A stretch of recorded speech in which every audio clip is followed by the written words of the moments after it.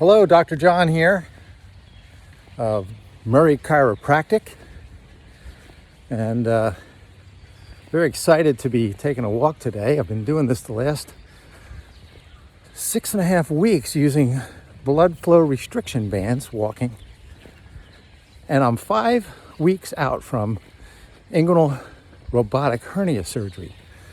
These blood flow restriction bands have enabled me to train and get meaningful work in without exerting myself to the point where I'm overtraining. It's great. But anyway, go to drjohn.b3sciences.com. That's drjohn.b3sciences.com.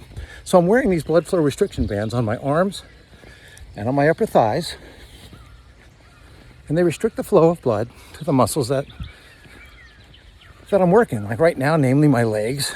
My arms aren't really working so much, but still the overall effect is that by limiting the amount of oxygen going to the muscles, you create a situation where, as you exert, your slow twitch muscle fibers, which are aerobically metabolically driven, consume the oxygen.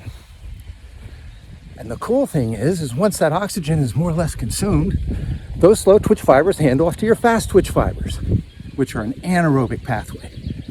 The cool thing is, at that point is when you get this burn going. The burn is from the fact that you reach what's called your lactate threshold. You're producing lactic acid. Now, this normally requires heavy, intense exercise.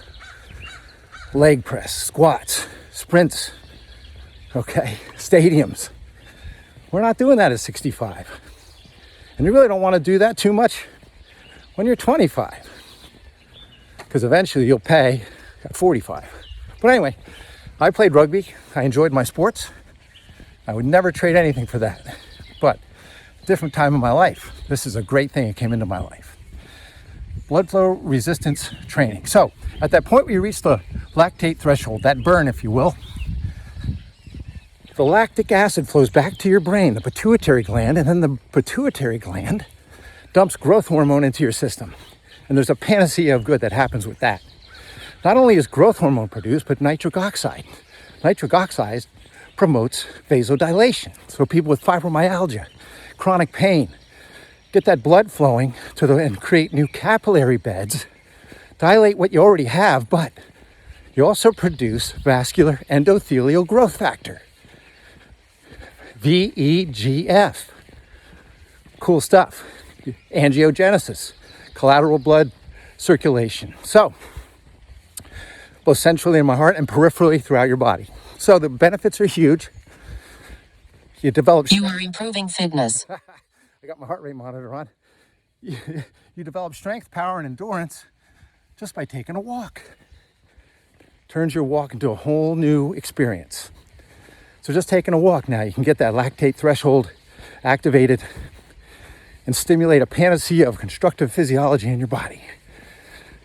Blood flow resistance training has been shown not to increase arterial pressure because you're not reducing arterial flow. You are burning fat. You're reducing the venous return of blood. Nevertheless, there's less oxygen in those muscles you're working. You hit the lactate threshold much sooner. It's also shown not to increase stress on your myocardium, the heart muscle itself. Well, as you can see, I've completed my walk, and these are the B3 bands. These are the blood flow restriction bands. It tells you what size, the size 3. These go on my thighs. And the 250 is the pressure that you pump the band up to, give or take a little bit here or there, depending upon what you feel. But the deal is very safe. Very safe, comes with an instruction guide, what to do, how to do it, and safety rules. You have to understand this is very safe, okay? You want to make safety the greatest thing when it comes to your physical training, because an injured trainee or someone trying to get in shape or to rehab or to, just lose that 30 pounds so your heart doesn't explode, well, guess what? You got to train safely. If you're 40 pounds overweight, you don't want to pound yourself. The idea of running a marathon is not the right thing when you're 50 pounds overweight. People do it, but they usually pay a price. But here's the deal.